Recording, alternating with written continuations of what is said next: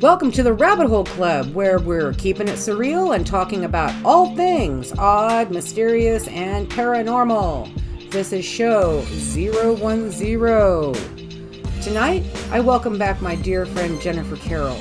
We're going to talk about spirit guides, where we met ours, how you can meet yours, and all kinds of other weirdness. It's candid with some adult language, so be advised.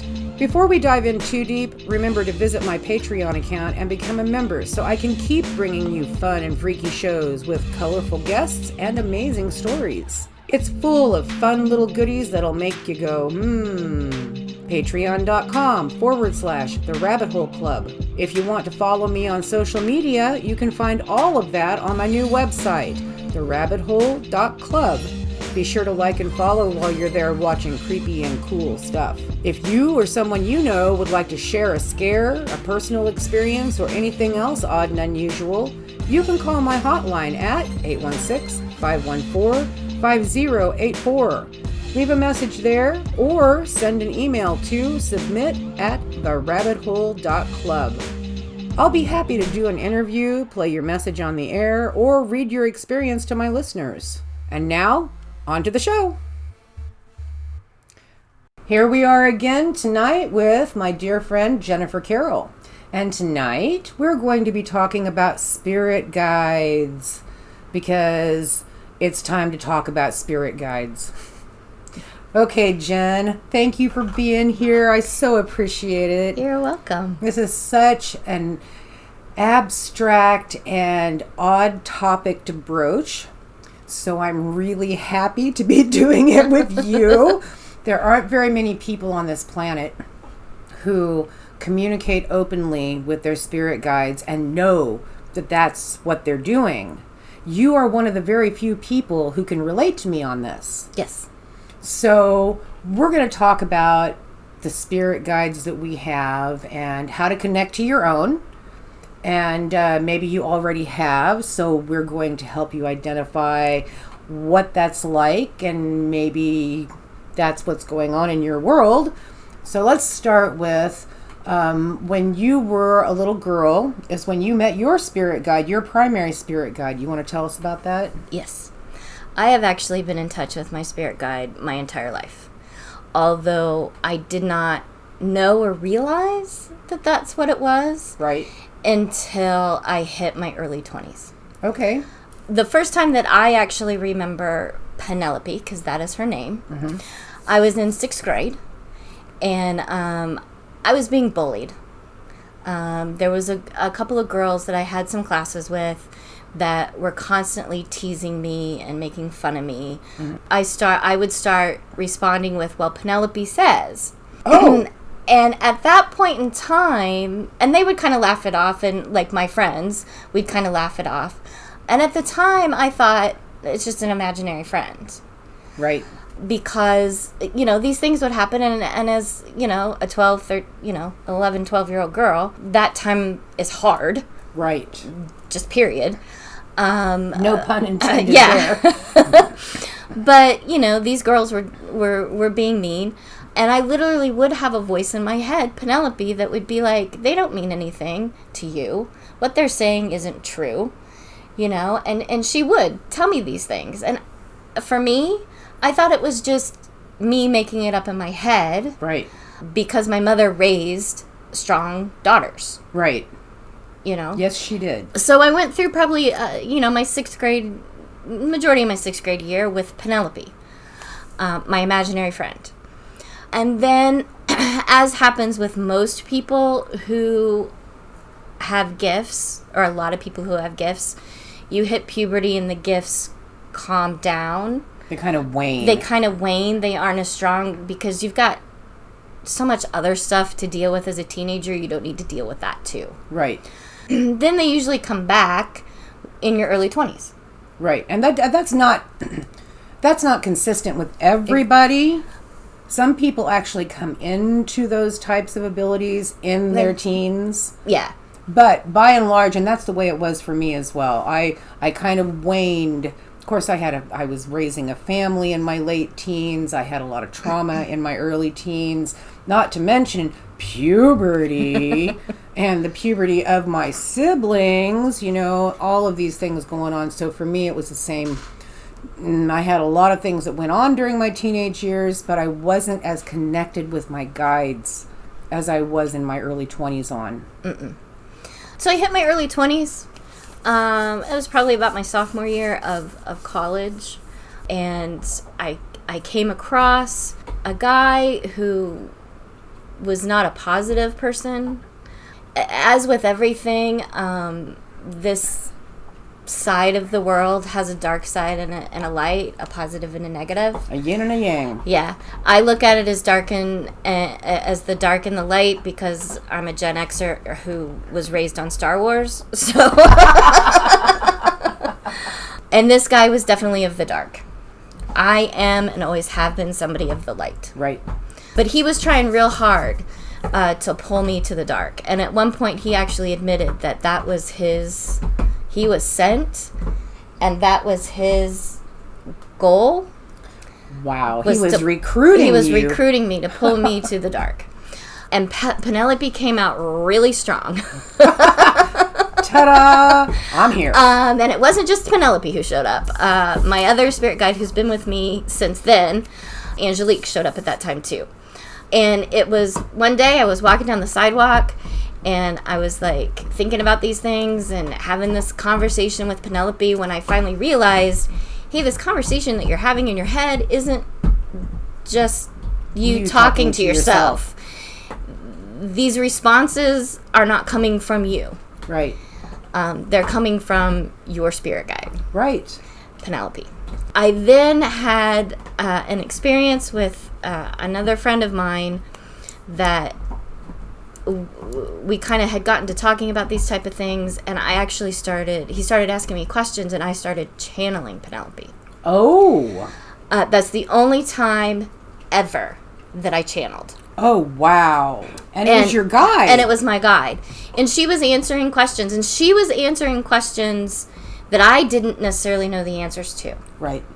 Like, she told him that I was named after the Swedish opera singer Jenny Lind. I didn't know that. Oh, wow. Just different things. Then I went back and was telling my mother about this happening. Mm-hmm. And she's the one that told me, well, that's true. I did name you after Jenny Lind. Wow. And I told her about Penelope, and she was like, huh.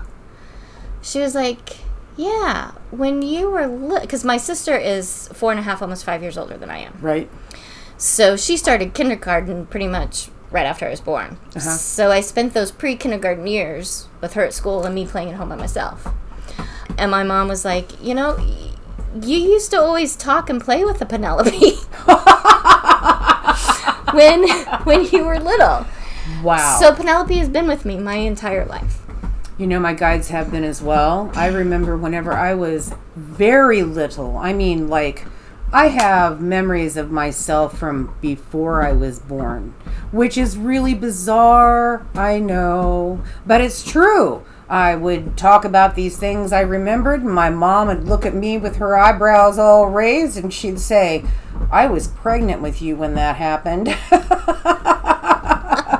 But when I was a little girl, I remember having several different personalities that were always around me. We played together. We talked together. I would open doors for them. I remember this stuff.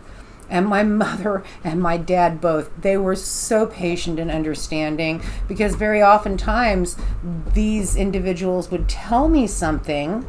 I'd come running in the house going, Mom, Elvis is on the radio. And she's like, no, he's not. And just about that time, Elvis would come on the radio. Well, they told me he was going to be on the radio, and I came in to listen. Just really weird things. Or so-and-so is coming to visit, and my mom's like, no, they're not. And they pulled up on cue. Just weird shit like that has always been my MO. When I was about, I guess I was probably about 20 or 21 years old. I had 2 kids and 1 on the way, and I went to a spiritualist church. And I remember reacquainting myself with my guides on this one particular night, and it was the most joyful thing I can possibly express. Now, I will tell you this. I have never had a guide. I've had one guide that I could call by name. The rest of them have never really given me a name. Now, every now and then, I will have like a situational guide come through, or a guide who's only there for a limited time, or a particular lesson that I need to learn, or that they need to learn, and they will give me their name. But that's it. My regular guides have no name, and I have often wondered, okay, are they spirit? Are they ancestor? Are they aliens? What are they? And my guides tell me all of the above. Well, and part of it could be that they've never been on this plane. That's very possible. The only time you get a name is when you're actually born into the physical plane. That's right. One of the really interesting things that Angelique wants, because that night that I channeled Penelope, I also channeled Angelique. Mm-hmm. And one of the interesting things that Angelique said was, when Jennifer is the way she is, I am the way I am. When I'm like Jennifer, she's like me. Oh, what? Which to me says that Angelique and I switch back and forth between the physical plane and being the guide. So that when I'm on the physical plane, she's my guide, and when she's on the physical plane, I'm her guide. Oh, well, that makes all kinds of sense.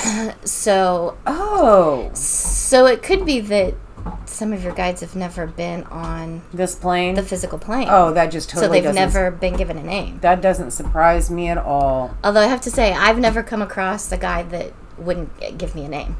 They've never, and I've asked. And to be honest, although I may be pushy about it, because sometimes if I'll be like, what's your name? And they'll be like, if they'll be, I'm like, well, I'm just going to call you.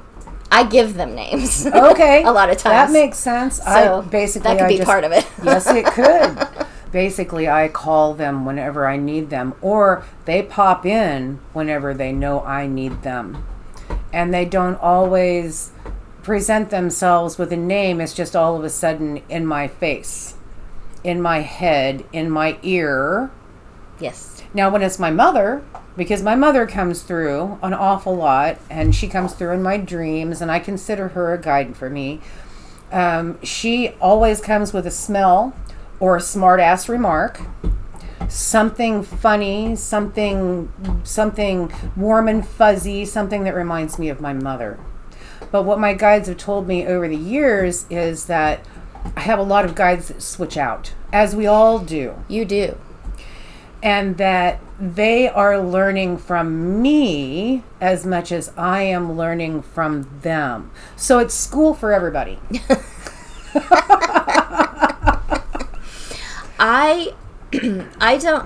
I have had guides who have come and gone, but not that many. Right. Part of that is I have 3 that are with me constantly. Right. Penelope, Angelique, and then I have a guardian. Okay.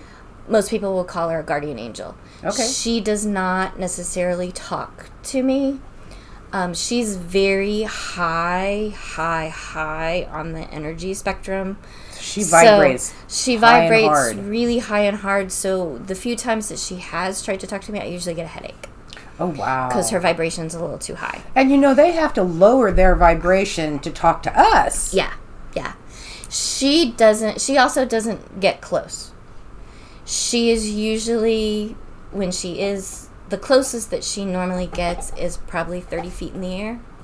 Oh, wow. The closest that she's ever gotten to me was basically to protect me. Yep. And it's usually just close enough so that she can touch me, because she literally has a sword, so that she can either touch me with the tip of the sword or touch whatever's bothering me with the tip of the sword. Interesting. To get it to go away.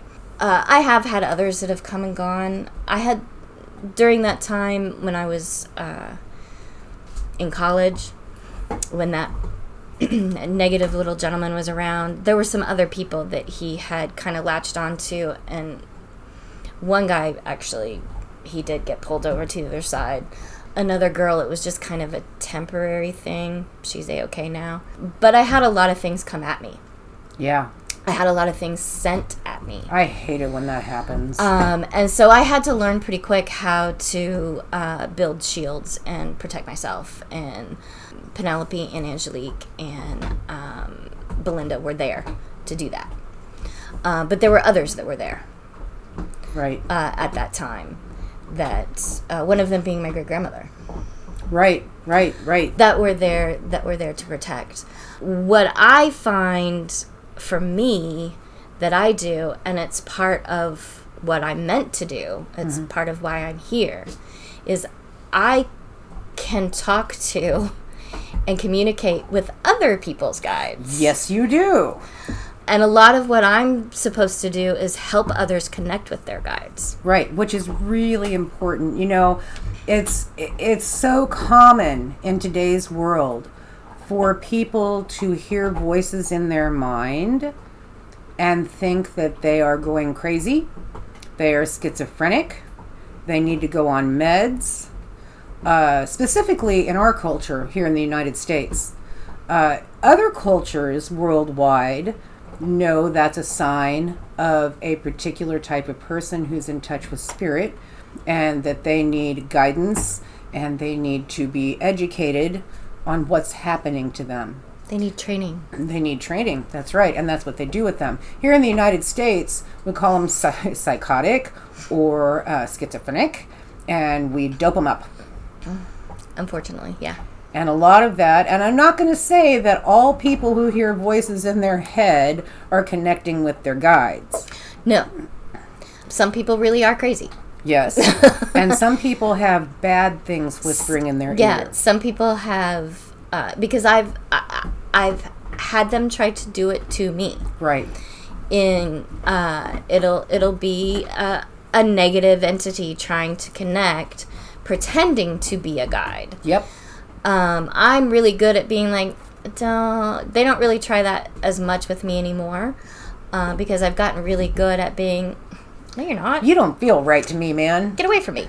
I also have a tendency that when things like that come at me, to just shower them with love. Yes. Because they can't take it. That's right, because there is no weapon stronger in this universe than love. No. It'll take a demon down in a heartbeat. Yeah. So, yeah, I during that same time that all this happened to me in college, one of the things that was sent to me was this dark little guy that was, anytime I was not in my parents' house, this little thing would sit just to my right and was constantly trying to come at me and bug me and make me feel bad and, all these things. It could not go into my parents' house. Because your mom is a badass. Yeah, because my mom had the house blessed and warded. Right. It would then sit outside the closest window. Right. Did your mom ever ask you about this? No.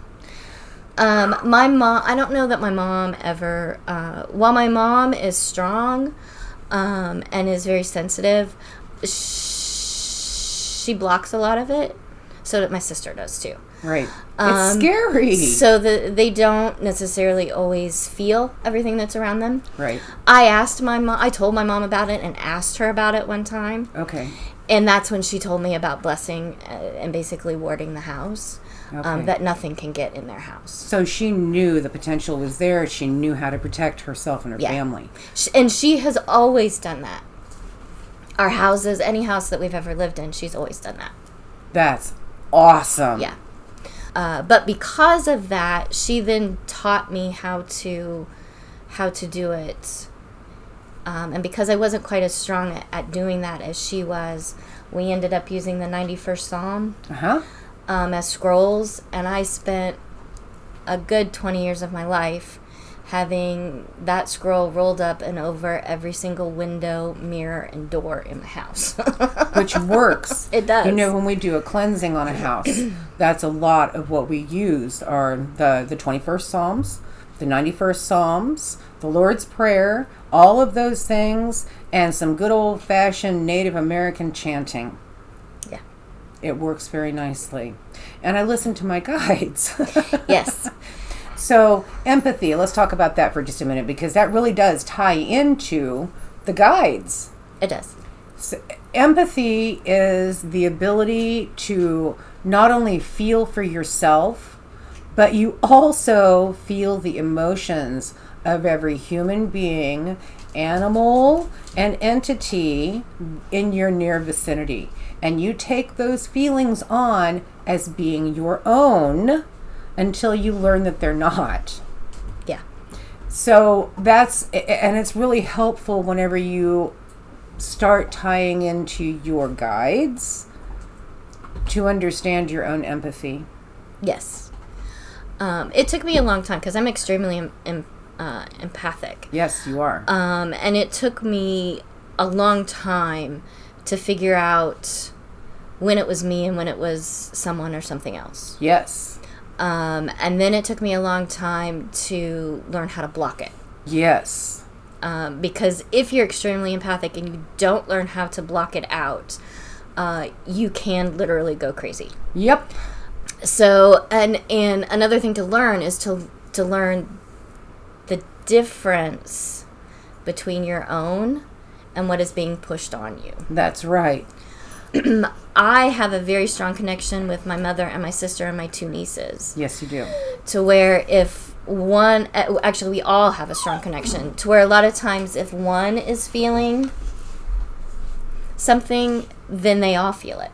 We all feel it. But at that same time, that connection that I have with my family is similar to the connection you can have with your spirit guide. That's right. So learning how to differentiate between this is me or that is something that's coming from my spirit guide is important. Yes, it is. And sometimes it's very subtle. Sometimes it's kind of like a hammer. It's that ability to feel the difference in the energy. Yes. It's all about the feeling. It's all about the feeling. That's something that I had to learn a long time ago, and I'm still learning. However, if somebody walks into the room, they don't have to say a word, and I can tell you how they're feeling. Yeah. Good, bad, or indifferent. Yeah, I can too. And that's part of being an empath. Yeah. So, yay for empathy. More people need to understand it. The world would be a kinder place. It would. It would very much. With that, I think a lot of people who are right at the edge of connecting with their spirit guides sometimes can come a little overwhelmed. Yes. With what their spirit guides are sending at them, especially if the spirit guide has a very important specific message that they need to get across. Yes. And the person isn't getting it. Oh boy, do I know that one. And there are times that if that happens enough, then the spirit guide will actually go to someone else, like me, and be like, you need to go to so-and-so and tell them. I'm trying to get through to them, and they're not listening to me. They're not listening to me. That actually happened with Colleen's son. Yes, it did. He wasn't listening, and so they came to me.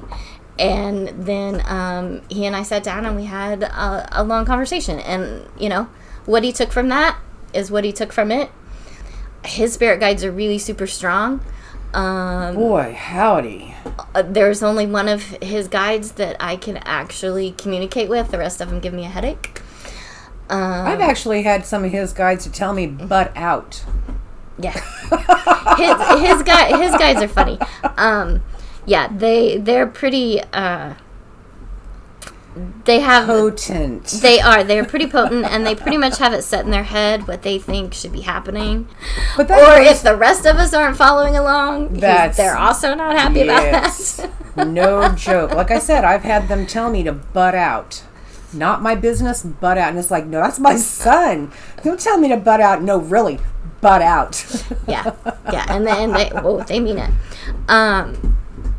But that's not the first time that I've had somebody's spirit guide come to me and say, hey, I need you to go talk to this person. Right. Or even come to me and say, hey, I need you to help this person connect. Right. Yes. Yes, because it's vital. Everybody, just make no mistake about this. Every living human soul on this planet has their own spirit guide or guides. Every single one of us. That doesn't mean that you're in touch with them, but life is such a much bigger pleasure when you are. And to be honest, you don't necessarily have to be in touch with them for them to help you and for them to guide you. That's right. Because there are some times when things will just happen in life and things have been hard and then suddenly they start getting easier. It's because your guide stepped in and they're helping. That's right. I actually suggested to Colleen that we do a show on spirit guides. Yes, you did. Because my spirit guide came to me and said, you need to do a show on spirit guides because there's somebody out there that's going to hear it. And they really need to. That needs to hear it so that they can connect. Right. So this is how you connect. The easiest way is you kind of have to center yourself. Just breathe. Find some quiet space. Yep. Be quiet. Be in a very quiet space with no distractions. Just kind of breathe.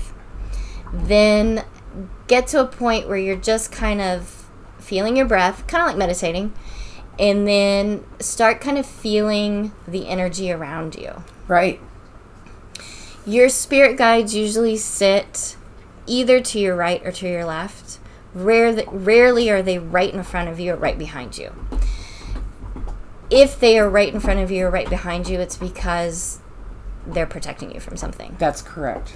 So the easiest way to do that is just to take your hand and you just start at your shoulder and just push out to the side until you feel a change in energy. Sometimes that means it's a temperature change. Sometimes your hand will just start tingling. Sometimes it's just almost like you feel like a breeze has gone through your hand, but there's no breeze in the room. Or even a pressure. Yeah, or there's a pressure pushing back on your hand. Mm-hmm. That's your spirit guide.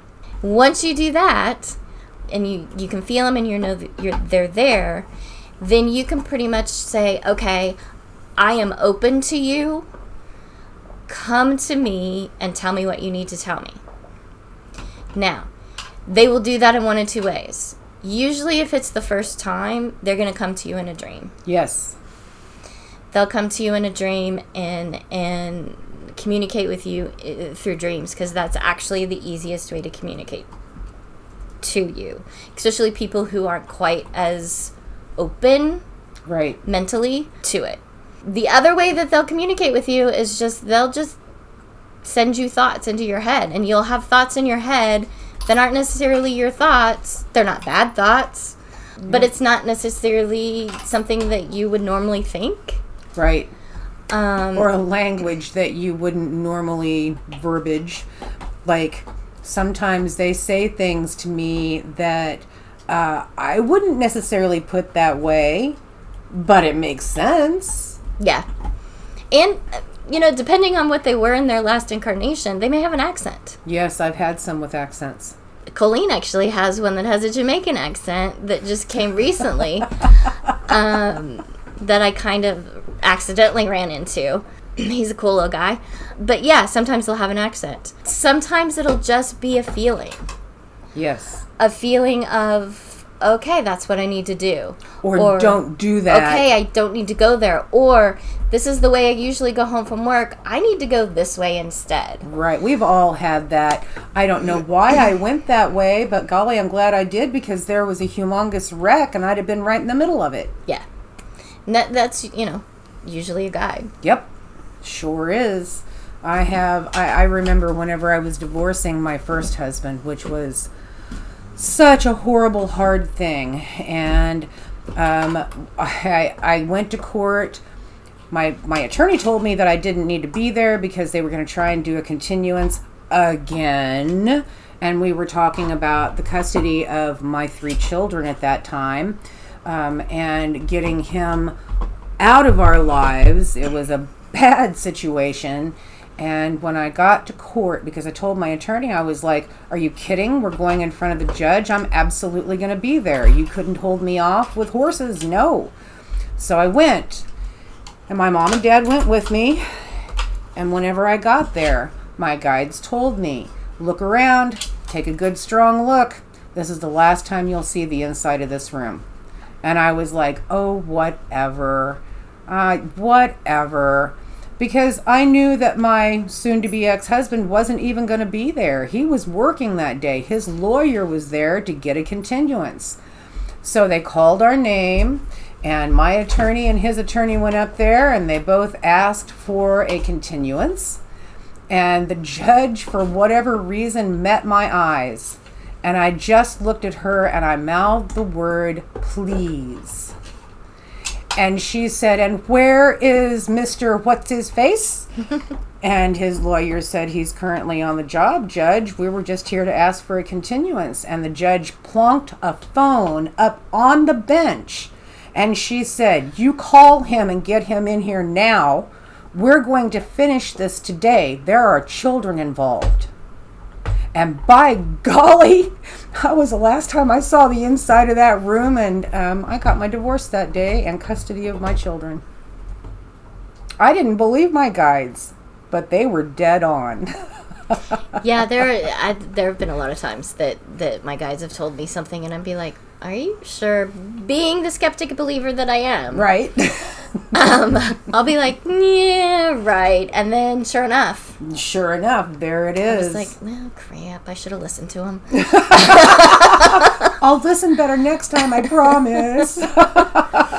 Because even though they're there to guide you and they will tell you wonderful things and sometimes not wonderful things, we, as the wonderful creatures that we are, have free will. And so it is up to us to choose whether to listen to what they're telling us or not to. That's right. And even though I am someone who is strong with spirit guides and have been around spirit guides my entire life, I still sometimes choose not to listen.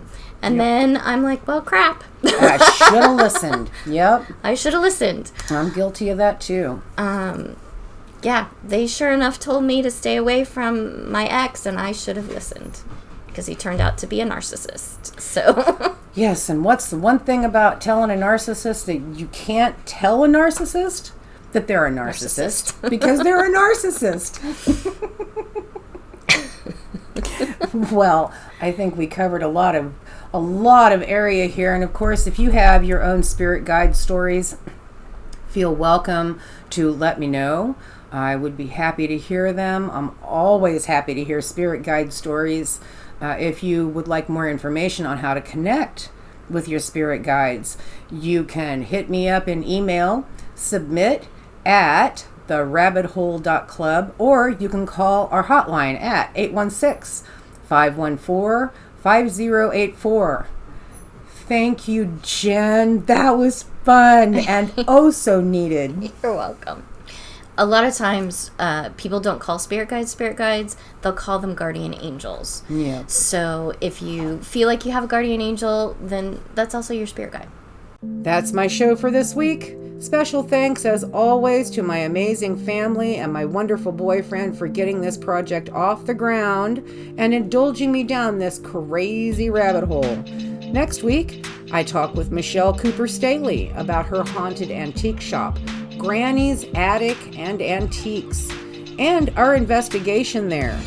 Don't miss it. That's a creepy one. Thanks for listening, and keep it surreal.